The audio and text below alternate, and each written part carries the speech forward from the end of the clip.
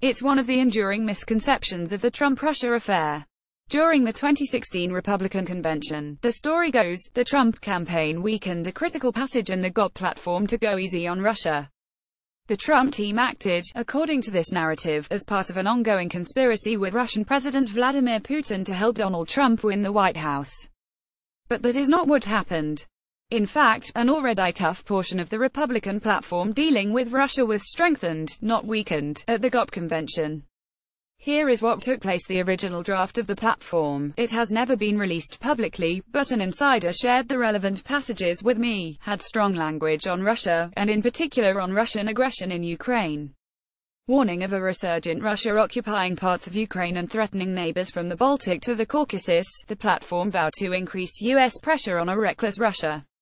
We will meet the return of Russian belligerents with the same resolve that led to the collapse of the Soviet Union, the platform said. We will not accept any territorial change in Eastern Europe imposed by force, in Ukraine or elsewhere, and will use all appropriate measures to bring to justice the practitioners of aggression and assassination. It would be hard to call that a pro-Putin statement. Every word of it stayed in the final platform. When the platform committee met before the GOP convention in Cleveland, one delegate out of the 100 on the committee, a Texas political activist named Diana Denman, proposed an amendment. Denman, who came to the convention as a Ted Cruz delegate but later switched her support to Trump, was interested because she had traveled to Ukraine as an international election observer in 1998 and has ever since kept an eye on the emerging democracies, she told me in a conversation last March. Denman's amendment praised the Ukrainian people and said they deserved the greatest U.S. assistance. We therefore support maintaining and, if warranted, increasing sanctions against Russia until Ukraine's sovereignty and territorial integrity are restored, Denman's proposed amendment read. We also support providing lethal defensive weapons to Ukraine's armed forces and greater coordination with NATO on defense planning. Simultaneously, we call for increased financial aid for Ukraine, as well as greater assistance in the economic and humanitarian spheres, including government reform and anti-corruption. Denman's amendment also included an introductory paragraph filled with a lot of generic rhetoric. When she proposed the amendment, a Trump national security aide named J.D. Gordon, who was in the room with the platform committee, wanted to edit it. According to Denman, Gordon got on the phone, saying he was calling New York to discuss possible changes. At the behest of the Trump campaign, the platform committee took out the throat-clearing introduction and changed Denman's reference from lethal defensive weapons for Ukraine to a pledge to provide appropriate assistance to the armed forces of Ukraine. They left intact Denman's language on NATO, and on continued and possibly tougher sanctions on Russia. The final, Trump-approved passage read: We support maintaining and, if warranted, increasing sanctions, together with our allies, against Russia unless and until Ukraine's sovereignty and territorial integrity are restored. We also support providing appropriate assistance to the armed forces of Ukraine and greater coordination with NATO defense planning. That was the amendment the committee approved. In the end, nothing was taken out of the party's original draft platform on Russia. At Denman's behest, and with Trump's approval, the platform was made tougher with language pledging ongoing and possibly increased sanctions.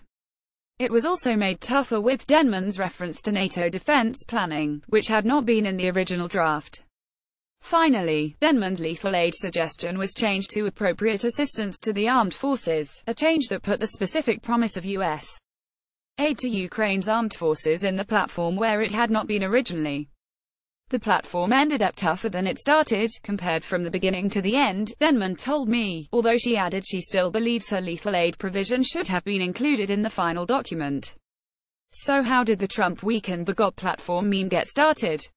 Seizing on the Trump campaign's entirely defensible change of Denman's lethal defensive weapons to appropriate assistance to the armed forces, neither of which was in the original GOP draft platform. Some Democrats, Republican never-Trumpers, and their allies in the press portrayed the platform meeting in Cleveland as Donald Trump selling out the GOP to Putin.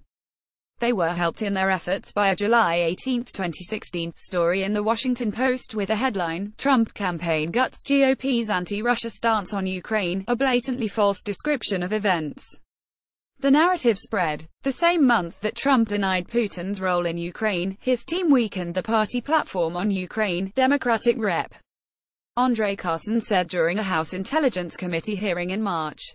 This was the same month that several individuals in the Trump orbit held secret meetings with Russian officials, some of which may have been on the topic of sanctions against Russia or their intervention in Ukraine.